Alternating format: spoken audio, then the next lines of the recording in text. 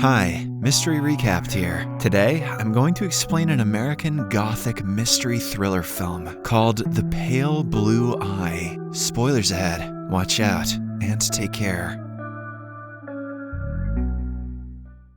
The movie is set in the year 1830 in the Hudson Valley region of New York. The protagonist is a retired detective, Augustus Landor. He lives alone in his house and does nothing but drink. This is because his wife passed away due to an illness some years ago, and his daughter has been missing for months. One morning, as he is chilling by the river, a military officer, Captain Hitchcock, approaches him and mentions that his senior wants to meet him. Landor, who doesn't like leaving his house, refuses to go, but when Hitchcock stresses that the matter is urgent, he agrees. Along the way, they talk about Landor's past achievements. It turns out that he is one of the best detectives in the country, with a 100% success rate. He has always solved the mystery he has been assigned to, even the ones in Gotham City. Soon, they arrive at a military academy and head straight into Superintendent Thayer's office. The latter knows Landor so well that he is aware of his wife's death and his daughter's disappearance. After expressing his condolences, he gets straight to the point and reveals that one of their military soldiers was found dead. The soldier was from Kentucky, his name was Fry, and his favorite food was chicken. Everyone suspects that he committed the unthinkable, but a few things suggest otherwise. Someone approached Fry after his death, cut open his body with precision, and removed his heart. After explaining all this, Thayer requests Landor find the culprit and bring him to light. The detective agrees and immediately gets to work. He, along with Hitchcock, visit the morgue and meet with Dr. Daniel, the same doctor who conducted Fry's autopsy. Daniel mentions that he has already checked the corpse thoroughly, but couldn't find anything suspicious. However, when Landor performs a basic checkup, he finds a bruise behind Fry's head and a torn piece of paper in his hand. This makes him conclude that Fry didn't commit the unthinkable, but someone killed him on purpose. Landor tries his best to decipher the meaning in the torn piece of paper, but to no avail. Only a few words are written, and guessing the exact sentence is near impossible. Before he leaves the academy, Hitchcock warns him to keep the ongoing investigation a secret. Later, Landor visits the place where Fry's body was found and starts investigating. Right then, a cadet named Edgar Allan Poe approaches him and says that he believes Fry was killed by a poet. That's not Poe, that's Dudley Dursley. Fry was killed by a Dementor, case closed. Poe believes that Fry was killed by a poet because he himself is a poet, who is aware of the art of extracting someone's heart from their body. Landor obviously does not believe in this, so Edgar gives him another clue. He says that a few days before Fry was killed, he had a fight with his roommates. In the next scene, Landor heads to the academy and interrogates a few cadets with the permission of Hitchcock. However, none of them state anything that can help with the case. After the interrogation ends, an officer arrives there with a note for Hitchcock. The latter reads it and is taken aback. It turns out that a cow and a sheep have been killed in similar fashion. Their hearts have been taken out after strangling them to death. It is evident that the killer is warning them to stop the investigation. However, this only makes Landor more focused on finding the killer. So he heads straight to Edgar and asks him to help decipher the message written on the piece of paper he found in Fry's hand. Although Edgar is only a trainee who is not allowed to interact with outsiders, he agrees to help. And surprisingly, the same evening, he comes up with an answer. He visits Landor at his house and explains that although he cannot say what the entire note said, the last paragraph mentioned,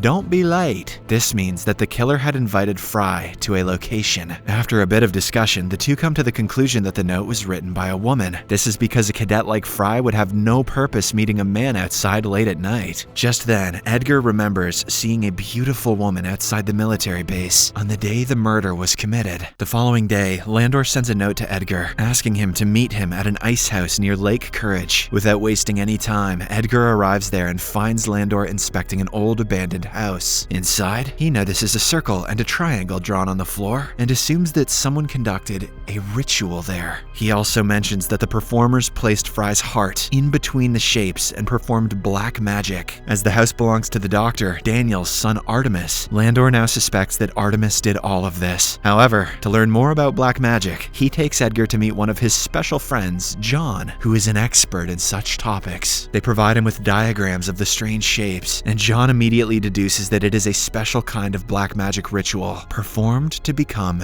immortal. He also mentions that to conduct it, one needs the heart of an unbaptized child, and one of a man who died from hanging. Hearing all of this, Landor asks Edgar to befriend Artemis and try to extract more information from him. The cadet agrees and starts meeting Artemis on a regular basis. Surprisingly, they become good friends. One night, Edgar gathers with Artemis and his friends for some drinks. From their conversation, he learns that Fry was in a relationship with Artemis's beautiful sister, Leah. Many believe that he committed the unthinkable after she ditched him. Elsewhere, Landor gets a vision of his lost daughter and starts panicking. It is clear that he still hasn't gotten over the tragedy. The next morning, the murdered cadet's funeral is finally conducted. As Landor pays his respects, he is approached by Fry's mother, who hands him Fry's diary. She wants him to have it so that he can find the real culprit. She also mentions that everything in the diary is written in a cryptographic language, and she does not understand any of it. Later, while returning home, Landor runs into Daniel and his wife, Wiley, and tells them that he will not stop until he finds the killer and punishes him. When Wiley asks him about his wife, Landor replies to her that she died 2 years ago. Landor may be starved for answers, but Wiley is the one that is obviously thirsty. Elsewhere, Edgar goes to Artemis's house to find out more about him, but he is immediately distracted when he hears Leah playing the piano. Since she also loves poetry, the two get to talking and become attracted to one another. Before he leaves, Edgar invites Leah to meet him outside the following day, to which she agrees. In the next scene, the two meet at a cemetery,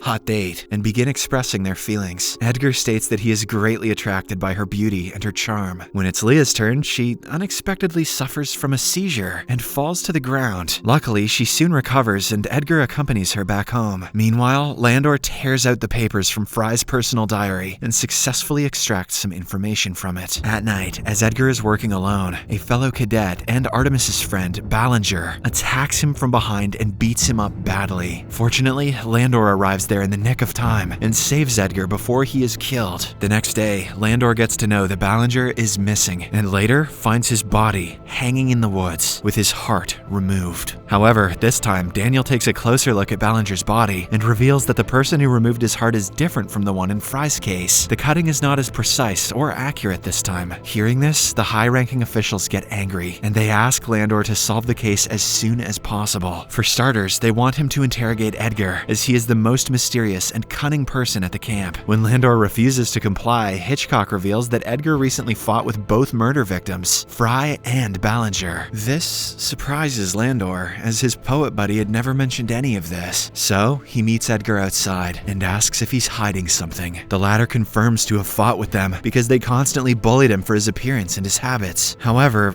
he didn't kill them. Edgar explains that if he were to kill everyone he had a problem with, there would be less than a dozen cadets left. Seeing his innocent and frankly strange face, Landor is convinced, so he walks away without asking anything more. One night, the two are invited to Daniel's place for dinner, which they accept. While they are eating, Landor finds Wiley very anxious and scared, as if she is hiding something. After dinner, he talks to Daniel privately and inquires if something is wrong with his daughter. The doctor reveals that Leah is suffering from a rare disorder that gives her frequent seizures. The sad thing is that there is no cure for it. Right then, Hitchcock arrives and informs them that another cadet, Stoddard, is missing. This alarms Landor, so he immediately goes to check the cadet's personal room. They do not find anything there, so Landor suspects that Stoddard got involved in some shady business alongside Fry and Ballinger, and that's why they are being hunted. But since his body hasn't been found, it is possible that he has simply run away. Following this, Landor goes to his wizard friend, John, and asks him about the witch hunter that he mentioned before. John brings out a picture of it, explaining that he is the one who wrote the book containing the procedures to become immortal. As soon as Landor sees the picture, he remembers seeing it at Daniel's house and immediately heads over there. Meanwhile, Leah and Artemis have captured Edgar and are about to perform the same ritual as they did with Fry's heart. Shortly after, Landor arrives at Daniel's house and confronts him about the witch hunter and his daughter's illness. Having been caught red-handed, the doctor accepts his mistake and reveals that after he failed to treat his daughter, he was forced to follow the path of witch hunting to keep Leah alive. However, he mentions that his wife, daughter, and his son are mainly involved in the process. Even now, they are about to sacrifice Edgar for the cause. Hearing this, Landor becomes terrified and rushes towards the abandoned house. Fortunately, he reaches there in the nick of time, right before Leah and Artemis can cut through Edgar. While Landor is relieved, Leah becomes enraged and starts spilling oil everywhere. igniting a large fire. Artemis uses this opportunity to fight Landor so that his sister can continue the ritual. But, sadly, while she is at it, a large wooden pole falls on her, knocking her unconscious. Artemis rushes to save her, but both of them get trapped in the fire. Before the entire cottage collapses, Landor grabs Wiley and Edgar and leaves the place. The following day, with Edgar in the hospital, the superintendent officer praises Landor for his service, believing that the case has finally been solved. Hitchcock also thanks Landor and apologizes for misbehaving with him at times. Case closed. Just kidding, this movie has a 45-minute epilogue. Let's go. After a few weeks have passed, Edgar completely recovers and visits Landor at his house. Surprisingly, he has found out something shocking. He mentions that after examining the handwriting on the note fragment in Fry's possession and on the note that he received from Landor, he found that they were identical. By connecting all the dots in the evidence he has obtained, it is clear that Landor was responsible for the cadets' deaths. Edgar then presents his findings and tells Landor that from a lady at the tavern, he got to know about his daughter, Mathilde. This is when Landor accepts his crimes and finally reveals everything.